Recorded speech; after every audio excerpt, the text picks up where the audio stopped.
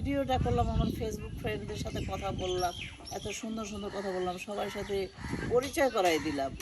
আমার এটা ব্যর্থ হয়ে গেল, আমি এই দুঃখে আমি বাঁচতেছি না, আমার খুবই কষ্ট লাগতেছে সত্যি। কয় মিনিট করছিলা? প্রায় আধা ঘন্টার মতো। তোমার পাশে এটা কে বসে আছে? এটার পাশে বসে আছে আমার মেয়ে উর্মি। নায়িকা উর্মি? জি জি। ও যে নায়িকা ফোন দিবা। ও ইউটিউবের সুপারস্টার নায়িকা উর্মি না আপনি?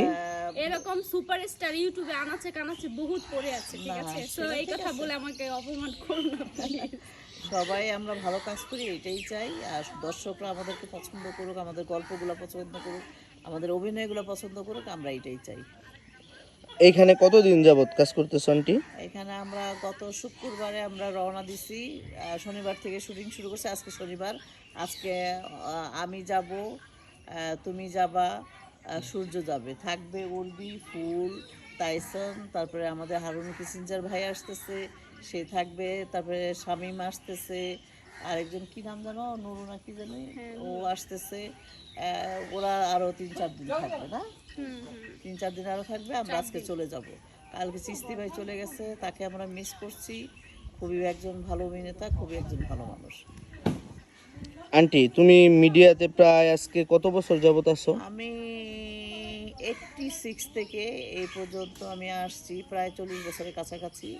যখন আমার বয়স শুরু হলো তখনই আমি মিডিয়াতে আসছি, 14 হেতি বছর। কিন্তু শাকিব খানের মা, এখন কিন্তু আমাগো মা। হ্যাঁ। এর সঙ্গে কাজ করলে আমরা মনে করি শাকিব খানের সঙ্গে কাজ করতেছি।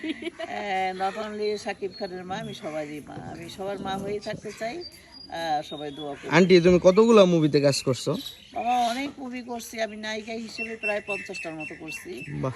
আর মা ক্যারেক্টার, মা ভাবি টাবি এগুলো মিলে আমি প্রায় 300-র উপরে মনে হয় হবে আমি ছবিতে কাজ করেছি।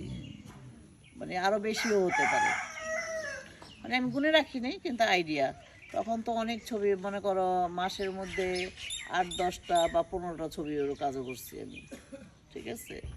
বা আমার ছবি সপ্তাহে, প্রতি সপ্তাহে রিলিজ হতো আগে। সবচেয়ে ভালো একটা মুহূর্ত এত বছরের ইন্ডাস্ট্রিতে, লং জার্নি এটা আমার। এই লং জার্নিতে তুমি তোমার একটা স্মৃতিচারণ আমার এই ফোনের মধ্যে দিয়ে যাও, যেটা সবাই জানবে যে এটা তুমি কখনো ভুলবে না এই ইন্ডাস্ট্রিতে, মানে এরকম একটা স্মৃতির কথা আমরা শুনতে চাই। স্মৃতি তো অনেকেই আছে, যেরকম তোমাদের সাথে কাজ করতেছি, তারপর আমি আমার ফিল্মে কাজ করেছি, এগুলো তো সবই স্মৃতি। আসলে হ্যাঁ, স্মৃতি তো আছে না একটা যে এই মুহূর্তটা কখনো ভুলা